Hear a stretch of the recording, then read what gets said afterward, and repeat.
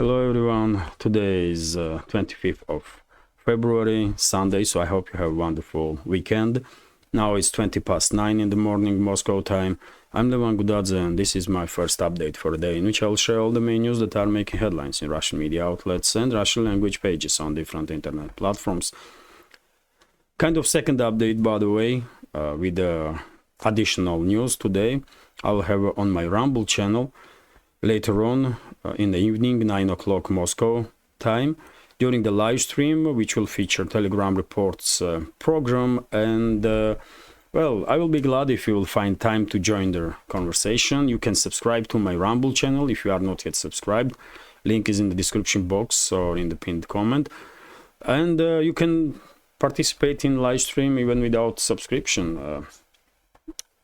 I will of course make announcement about live stream 30 minutes earlier before live stream will start on community page of ours on YouTube and on my Telegram channel.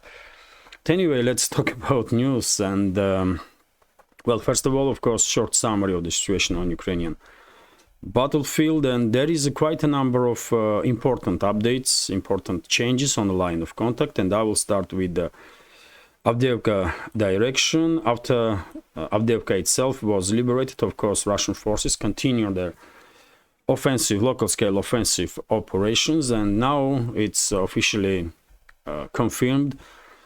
One may say that Severnoye and Lastochkino settlements are under full Russian control, and also, by the way, Stepovoye or Petrovskaya, this settlement. And this is not all. Russian forces are continuing offensive, of course, and in upcoming days, most likely we will receive information about Russian progress in direction of Novomikhailovka on southern Donetsk sector of the front line. Novomikhailovka, Paraskovievka, these two settlements probably will be liberated in a fairly short time. And also, by the way, significant changes on the line of contact in Zaporozhye sector of the front, in Orekhov area. And right now, as I'm recording this this update, some channels, some media outlets are reporting here in Russia that Russian forces are already in the middle of the village, and our fierce clashes are taking place between Russian and Ukrainian forces in the central parts of Rabotino, and most likely before end of today, this settlement will be under full Russian control. Let's see how will things develop, and of course I will report about all the additional news during my live stream on a Telegram. But I think it's highly likely that Rabotino will be under full Russian control today. Will end up under full Russian control today, and that will be end of Orekhov bridgehead itself, because Russian forces will regain control over their entire territory that was occupied briefly by Ukrainian units after this spring-summer counteroffensive. And well, this is it for a short summary. Big changes, I mean, maybe not frontline scale changes, but definitely sectoral scale changes are taking place. Russian forces successfully conducting offensives in Avdiivka direction, so it's three settlements already: Severnoye, Lastochkino, and Stepovoye. And Russian forces are advancing in Orekhov bridgehead. They regain control over the fields between Verbovo and Rabotino itself is disputed now between the sides, and most likely before end of today will be under full Russian control. If you are interested in more detailed information, of course, I recommend military channels for this. They are providing great volume of information about these details on the changes on the line of contact. I will continue with some other news now, and RIA Novosti's report that Russian air defense systems shut down 6 Ukrainian drones over the Belgorod region and over the Black Sea. 2 drones were shut down over the Belgorod region, 4 drones over the Black Sea. Also interesting report from yesterday, by the way, that Defense Ministry stated that 2 Ukrainian MiG-29s were shut down in the previous day. And this is important because at this point Ukrainian armed forces, at least before they will start receiving F-16s. Ukrainian armed forces probably have just about, I don't know, a dozen of planes left, and that's it. So every destroyed Ukrainian plane is a big deal, of course. And RIA Novosti's report exactly about Rabotino, Vladimir Rogov, head of NGO that operates in Zaporozhye region. We are together with Russia, made a statement that fierce clashes are taking place in central parts of Rabotino, which is true. And well, maybe in several hours' time, this village will be under full Russian control. Also, RIA Novosti's report about statement, interesting and important in my opinion, statement of official representative of Russia in UN, permanent representative of Russia in UN, Vasily Nebezhny. He said that Ukraine as a state still may survive in some shape or form if Kiev regime will change its policies and will become, if Ukraine will become neutral and a peaceful state. Very diplomatic, one may say, statement from Russian representative, which is quite understandable. He is a diplomat. Of course, he will make diplomatic statements, but if we take a look at on the ground, on the situation on the ground, well, I don't see any even slight chances that Kiev regime will be able to change anything, really. I don't think Western ruling elites will allow Kiev regime to change its policies. Ukraine, until it exists as a state, will always be used against Russia by Western elites. And therefore, in my personal opinion, Ukraine already lost all the chances to maintain its statehood, even as a landlocked quasi-state with Kiev and surrounding few regions.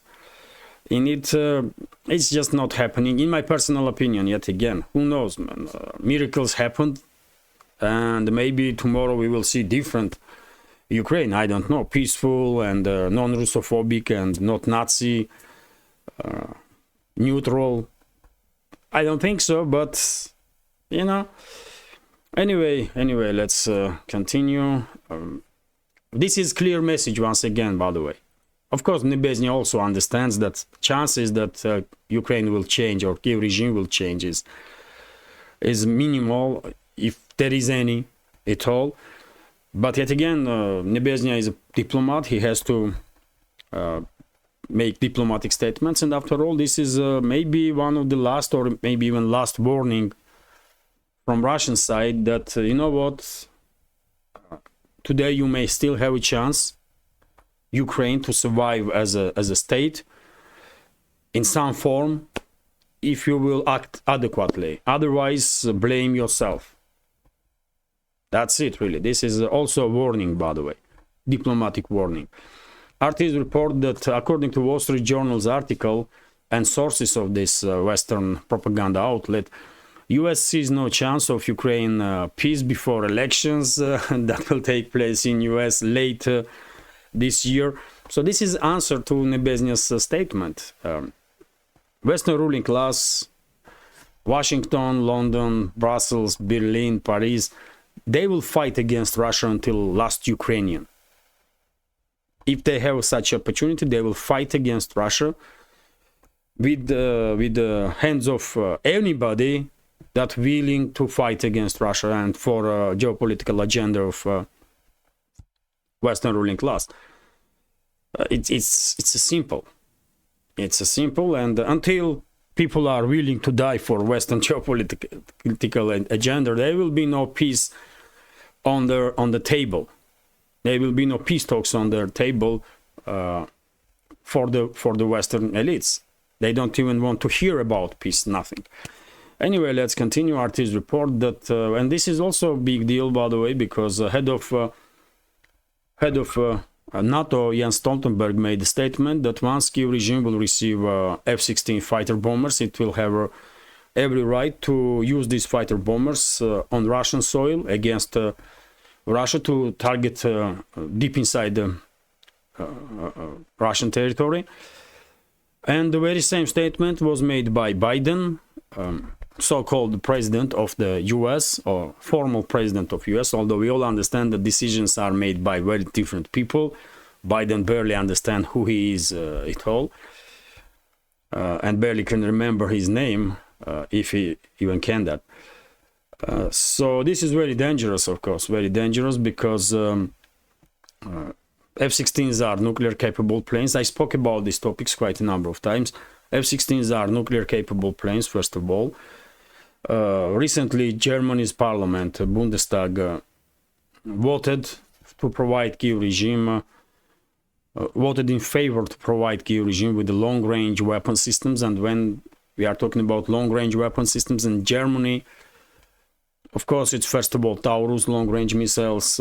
Recently, in past week, I reported about talks in Washington and the Pentagon to provide Kiev regime with also long-range ATACMS missiles that can be launched from HIMARS MLRS system. And all those systems, by the way, ATACMS, Taurus, and F-16 itself are capable of carrying nuclear weapons, nuclear warheads. And therefore, this development is definitely extremely dangerous. I'm not saying that NATO will give Kiev regime nukes to strike Russia, but yet again, who can give us any guarantees here in Russia that that will not happen? That's the first issue, and if there is any risk, of course, Russia had to respond on that risk.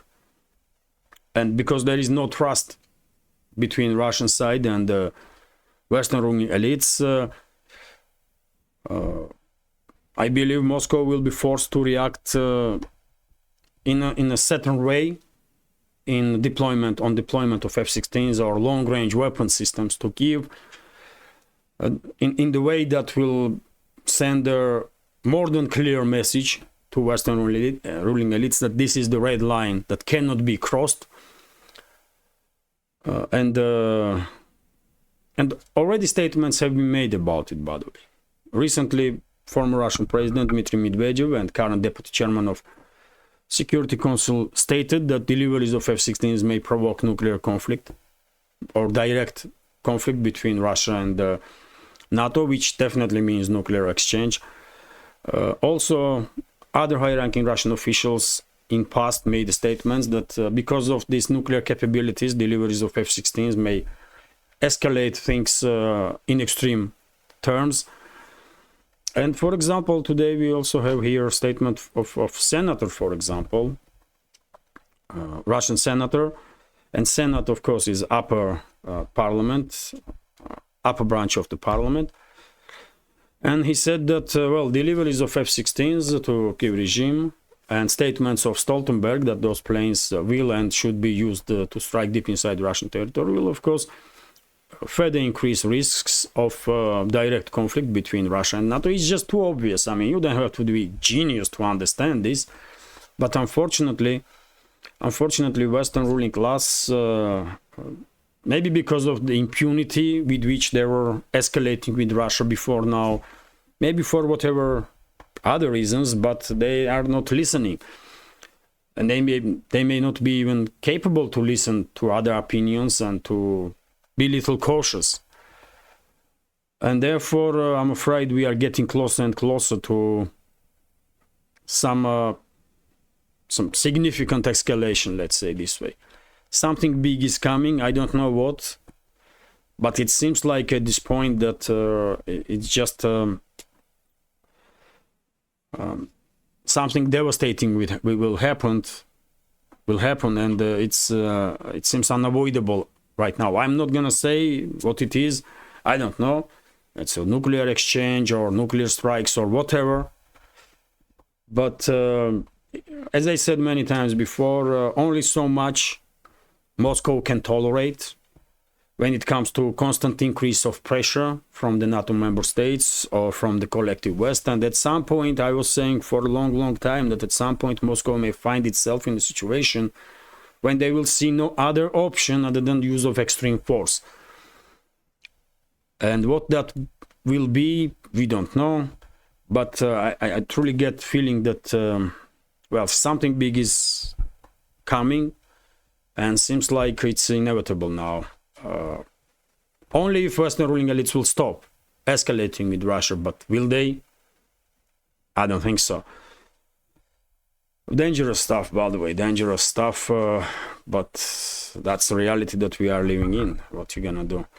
Interfax is reporting that United Kingdom will allocate $300 million or 245 million pounds for 2025 to provide Kyiv regime with additional weapon systems and munition. And this news is interesting because it seems like London, while allocating these funds for Kyiv regime on 2025, probably thinks that this conflict will not end in 2024,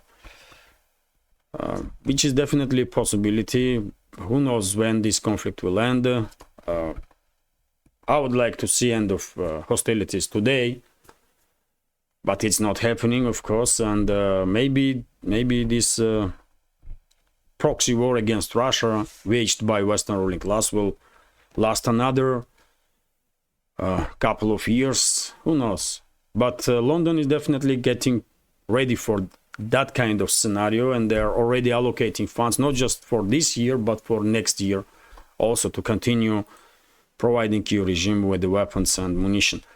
Artists report, by the way, that well, former Russian president, yet again in the media, and current deputy head of Security Council, and Dmitry Medvedev, and this time he commented on Western sanctions on Russia, and he said that Russia should revenge on these sanctions. Moscow must target the economy of its enemies in response to sanctions.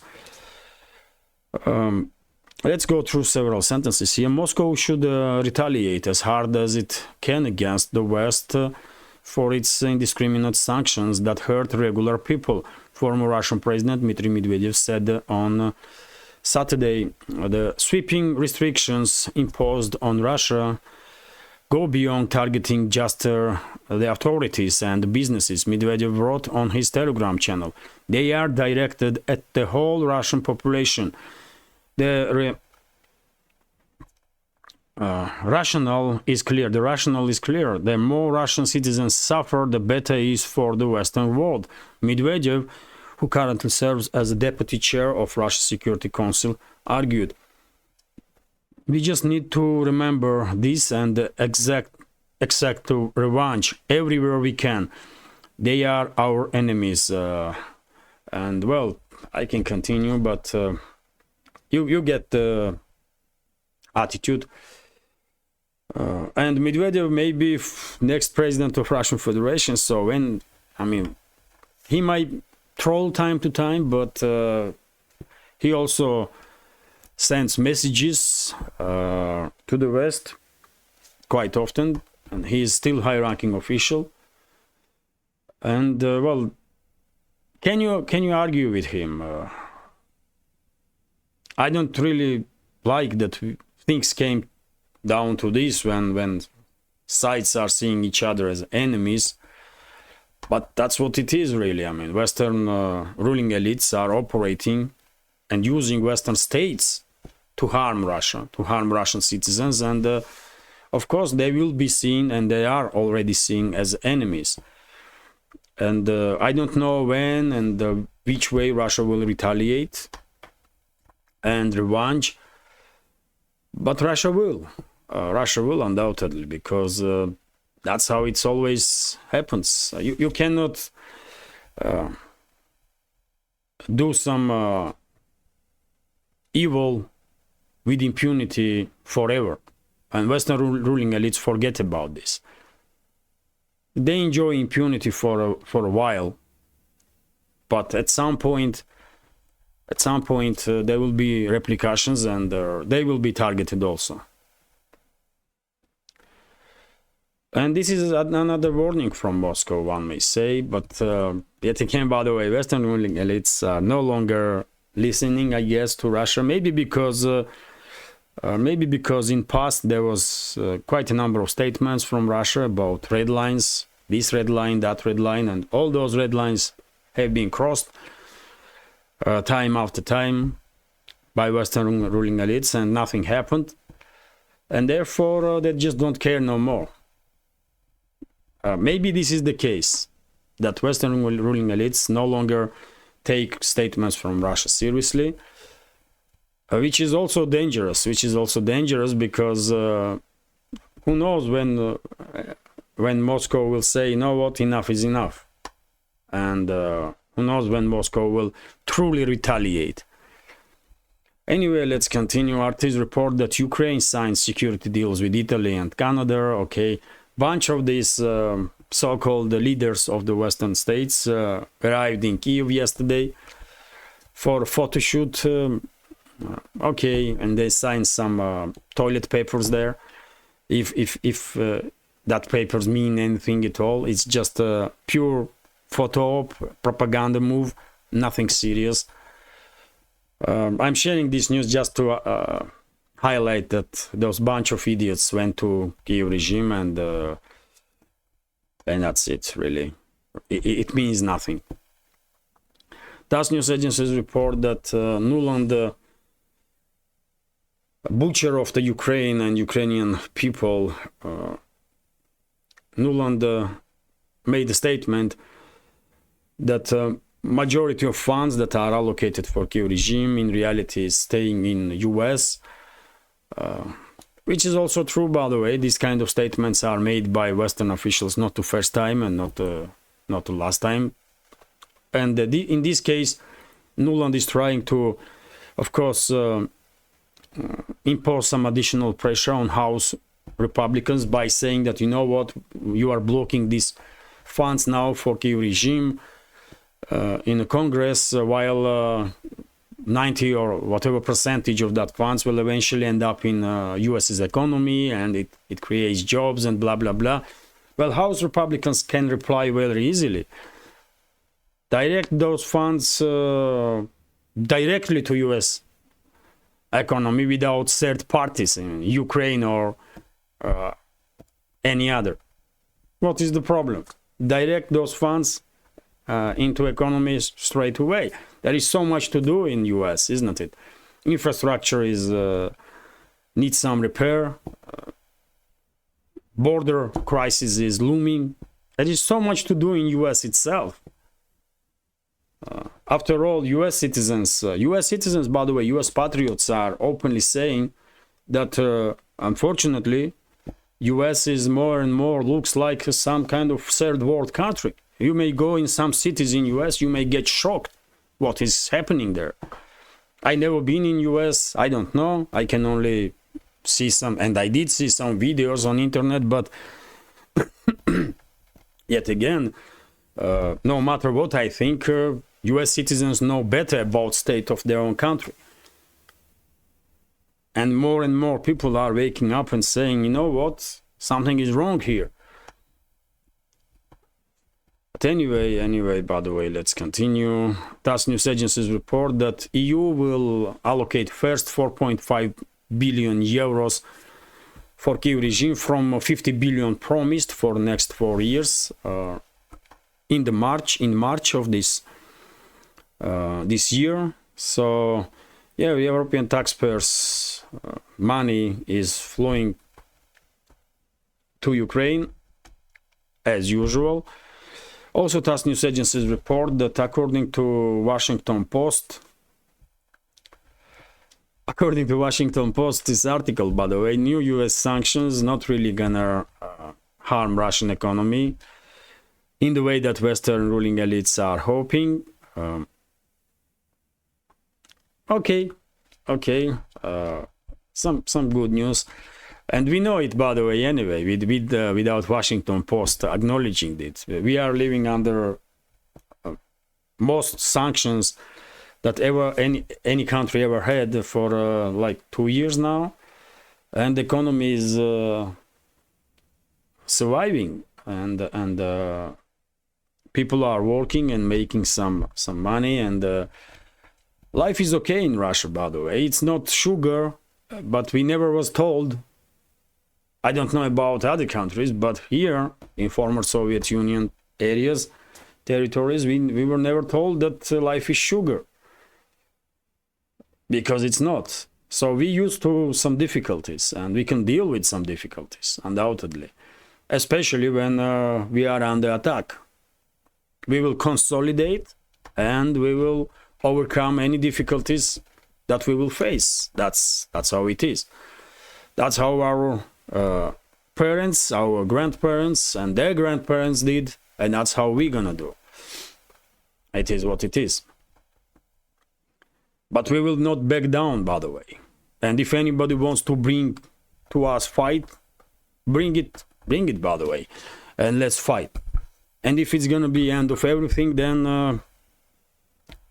I guess that's fate of humanity. Then what you gonna do? If you remember, one day Putin said that, you know, he was asked about risks of nuclear exchange, and he said exactly that. I mean, if it has to happen, then, well, it will happen, and we will go to paradise and our enemies go to hell. That's it, because that will be end of everything, literally. Unfortunately, Western ruling class, they are so much out of touch with reality that they are not really realizing that they are playing with fire, with the nuclear fire. TASS news agencies report, by the way, that according to media outlets, sides in the Middle East, Israel and Hamas, are closer to achieve some agreement on ceasefire. And according to some details that media is sharing with the public, there will be one day ceasefire for every released hostage that Hamas is holding. And same time, some Palestinian detainees or Palestinian hostages in Israeli captivity will be released also. But this is media reports, by the way. There is no official statements yet, but if sides are closing into some deal, and if there will be no Israeli military operation in the Gaza Strip, in the southern part of Gaza Strip, well, that definitely gives hope to locals, Palestinians, and to region and the world as a whole, that maybe this conflict will die down and will, you know, end, because I mean, so much evil have been done for last couple of months as a result of this escalation between Israel and Palestine, that it's already tragedy for what happened. If it continues, things will only get even worse. TASS news agencies report that US and United Kingdom conducted yet another strike on Yemen, on an Ansar Allah movement. And by the way, same time we have information that Houthi rebels conducted yet another missile strikes on a vessel that is affiliated with US, UK, or Israel. And this time they targeted commercial vessel under the name of Tor in Aden, in Gulf of Aden. So no surprises really. I said from very beginning of this US UK strikes on Yemen that they will only escalate things, they will make situation even worse, and will not be able to force Ansar Allah to obey orders from the West. And that's exactly what is happening. That's exactly what is happening in the region. And I will end this update now, by the way, quite short update, which is good. And hopefully you will find this video interesting, informative, useful. And if so, please please click that like button and leave some commentary just about any topic you like, just about anything. More likes and topics, more likes and comments will further increase my chances to reach wider audience, of course, on both platforms, on Rumble and YouTube. If you can, please watch my videos on Rumble. That will be also helpful, of course, to further develop my Rumble channel. And well, if you find this this small media project of mine with several channels, several programs interesting, useful, informative, and one that deserves to exist in this field of news and political commentary, please consider to support my work with small donations through PayPal, buy me a coffee, or by subscribing to my Patreon page. You can see all the links in the description box or in the pinned comment. This is it for now. Have a great day, and if you can, please join live stream today, 9 o'clock evening Moscow time, on my Rumble channel. Bye for now.